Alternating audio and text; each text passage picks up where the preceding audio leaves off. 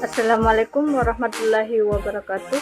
Baiklah, di sini saya akan mempresentasikan materi saya, yaitu pembelajaran berbasis ICT, yang dimana materi saya ini merupakan cakupan dari mata kuliah profesi pendidikan.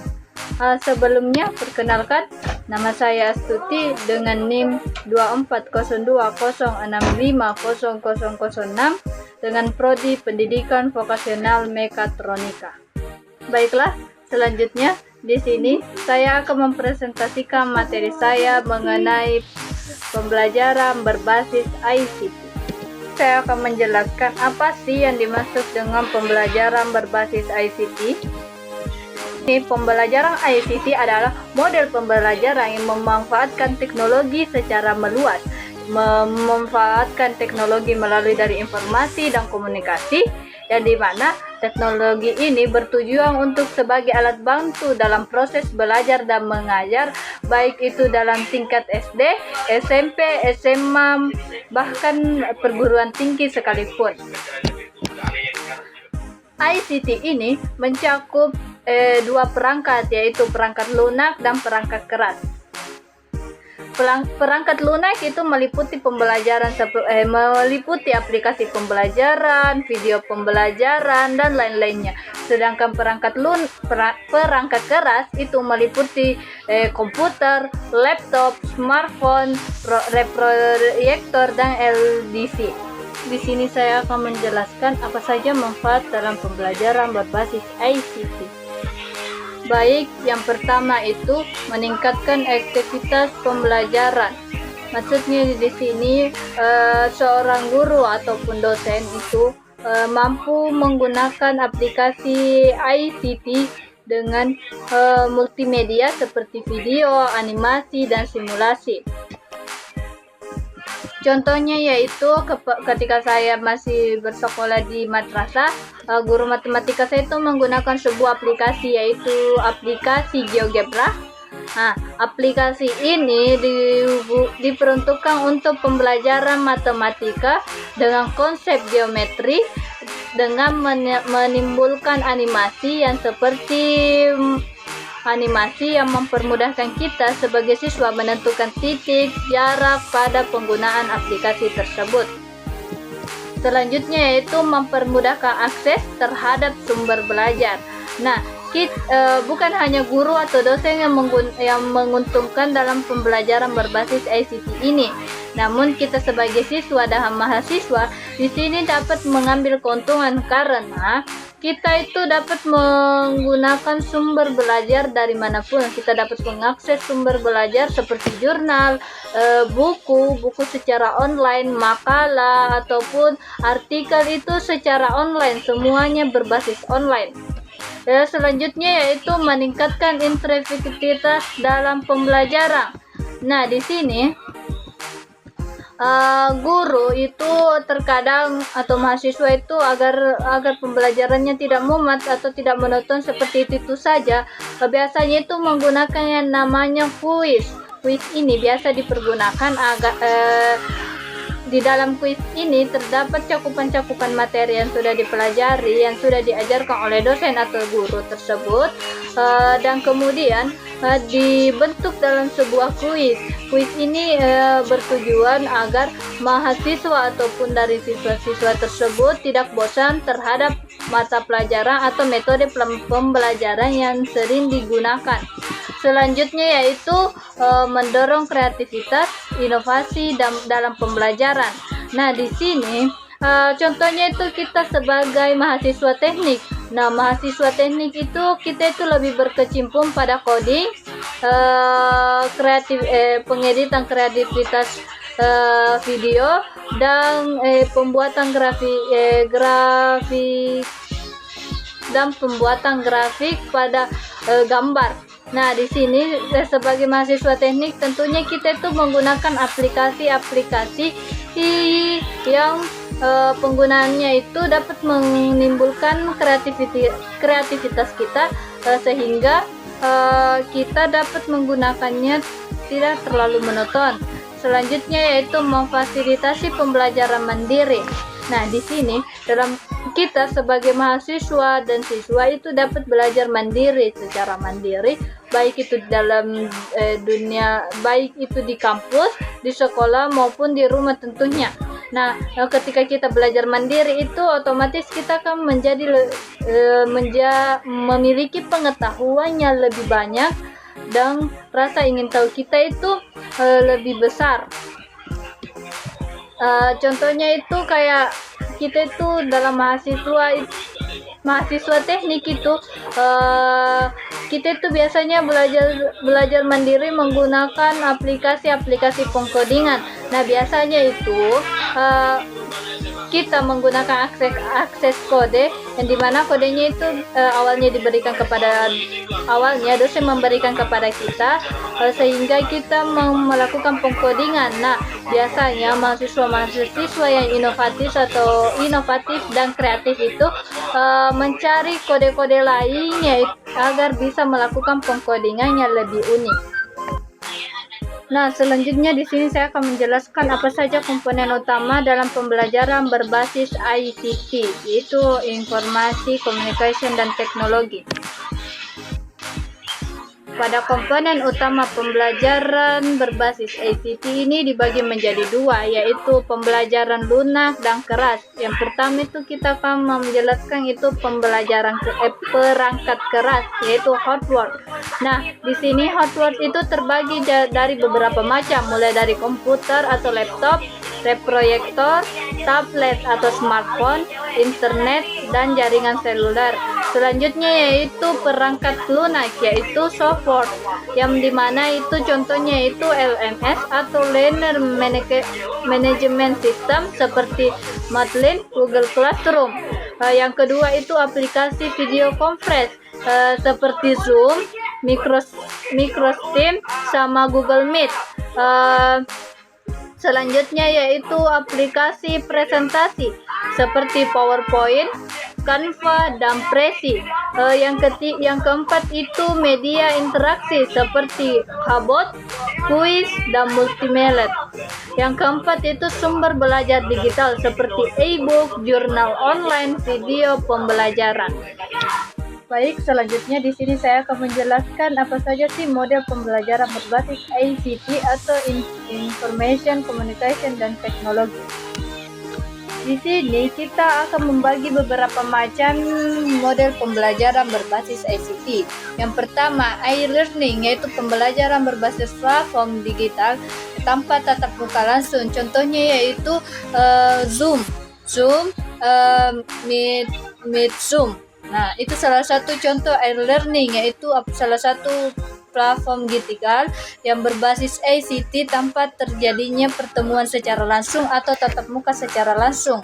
Yang kedua itu blended learning, yaitu kombinasi pembelajaran online dan offline. Nah, contohnya yaitu misalnya pembelajaran pemberian materi yang diberikan kepada siswa atau mahasiswa secara offline, yaitu berada di sekolah atau di kampus, namun pengerjaannya atau pengiriman tugasnya itu secara online. Misalnya salah satunya itu pengiriman yang berada di Universitas Negeri Makassar itu pengiriman, biasanya mahasiswa mengirim tugasnya itu di Syam-Oke secara online.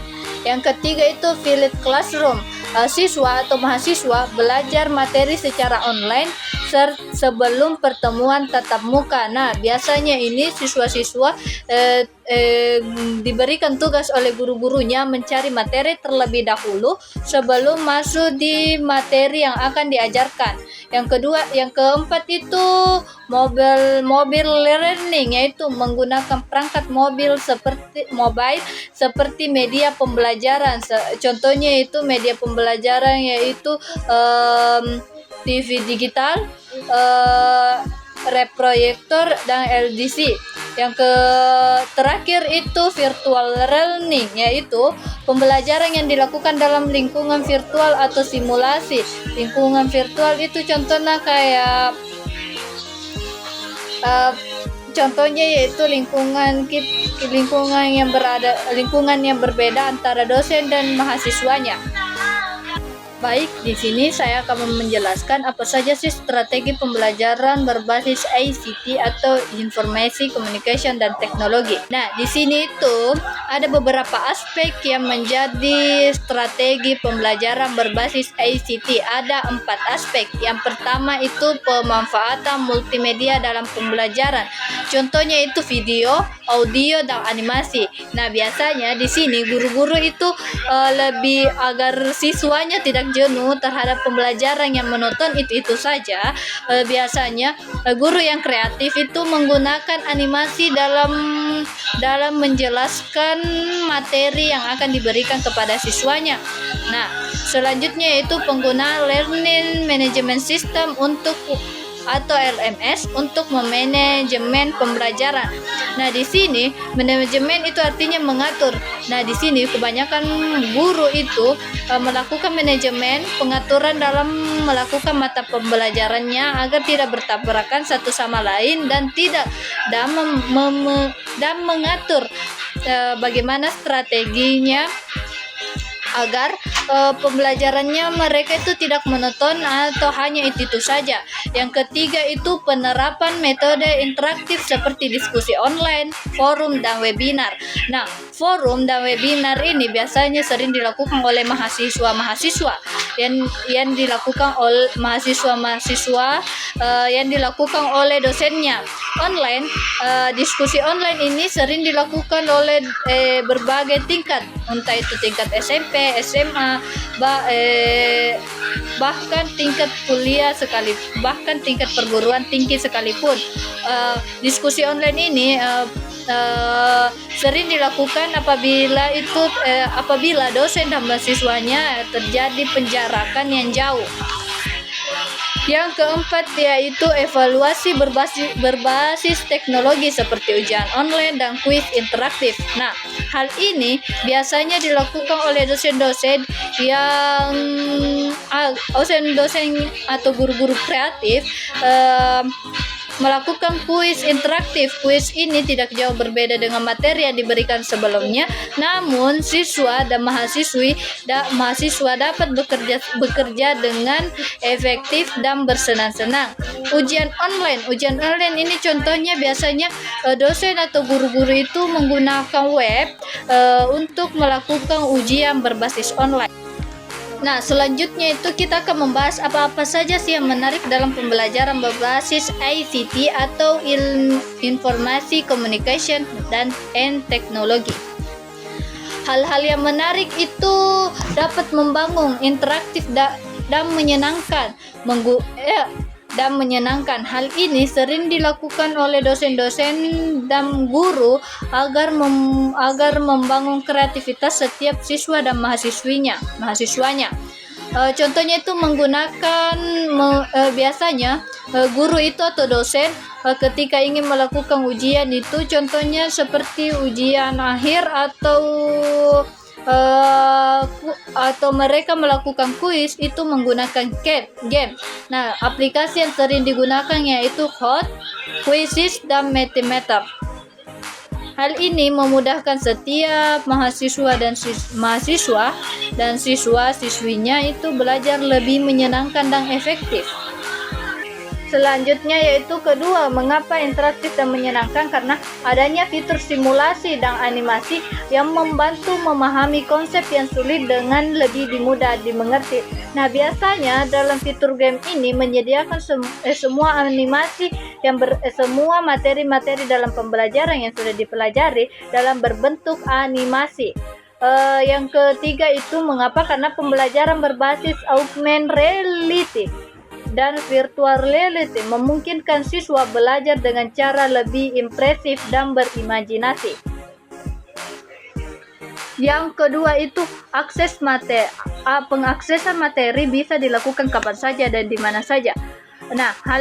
Nah, pembelajaran ICT ini sangat memudahkan bagi kita kaum-kaum yang bisa disebut dengan generasi Gen Z, karena generasi Gen Z ini termasuk generasi kaum yang malas, sehingga adanya pembelajaran berbasis ICT ini dapat kita akses di mana saja dan kapan saja. Yang ketiga itu meningkatkan kreativitas dan kolaborisasi. Nah, siswa atau mahasiswa dapat mewujudkan kreativitas mereka, dapat menimpakan kreativitas mereka menggunakan Canva, Prezi, atau PowerPoint ketika mereka presentasi. Menggunakan fitur-fitur online memungkinkan mahasiswa atau siswa berimajinasi dengan luas. Terutama kita ini sebagai mahasiswa teknik yang menggunakan pengkodingan dan ketika kita menggambar menggunakan aplikasi. Nah, disitulah kita dapat mentuangkan kreativitas kita sebagai mahasiswa teknik. Yang keempat itu meningkatkan keterampilan digital.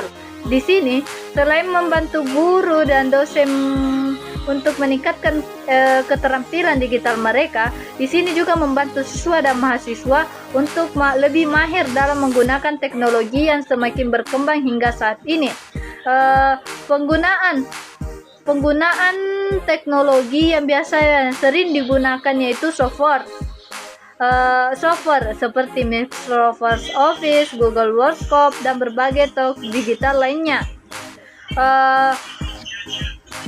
Selanjutnya itu terutama bagi kita dalam mahasiswa teknik, yaitu membuat kita lebih mengenal yang namanya dunia perkodingan, data analisis, dan AI dalam pendidikannya. Nah, selanjutnya selain adanya hal-hal yang menarik dalam penggunaan ICT ini, tentu saja ada tantangan dan solusi dalam pembelajaran berbasis ICT atau informasi, komunikasi, dan teknologi. Selanjutnya itu adanya tantangan dan solusi dalam pembelajaran berbasis ICT. Tantangannya itu terbatasnya akses internet. Biasanya ini terjadi pada sekolah-sekolah yang berada di tempat-tempat terpencil atau di perkampungan yang terbatas akses internet. Yang kedua itu kurangnya keterampilan guru. Hal ini biasanya itu karena guru-guru itu biasanya jarang tidak diberi akses kepada pihak sekolah melakukan keterampilan berbasis ICT. Kurangnya interaksi sosial. Yang keempat itu keamanan data dan privasi. Selanjutnya itu ada pun solusinya. Yang pertama, menyediakan pembelajaran secara offline melalui media seperti flash disk, CD, atau bahan cetak lainnya. Yang kedua itu melakukan pelatihan dan workshop terkait pemanfaatan ICT dalam pembelajaran. Yang ketiga itu melakukan kombinasi pembelajaran online, tatap muka, atau blended learning. Yang keempat itu menggunakan platform yang aman sesuai dengan regulasi. Selanjutnya itu apa saja contoh implementasi pembelajaran berbasis ICT, informasi, komunikasi, dan teknologi. Yang pertama itu Google Classroom. Google Classroom ini adalah aplikasi yang sering digunakan baik oleh siswa SMP, SMA, bahkan perguruan tinggi sekalipun.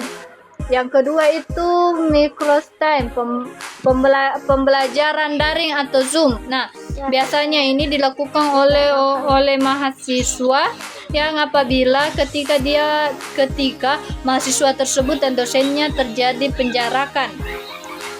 Code atau kuis untuk evaluasi berbasis game. Nah, biasanya ini dilakukan apabila pembelajaran itu tidak diinginkan secara monoton. Pembelajarannya itu agar lebih menarik. Yang keempat itu Edmodo sebagai media komunikasi dan manajemen kelas. Contohnya itu seperti animasi, video, dan audio. Yang keempat itu YouTube atau podcast. Nah, biasanya ini dilakukan oleh YouTube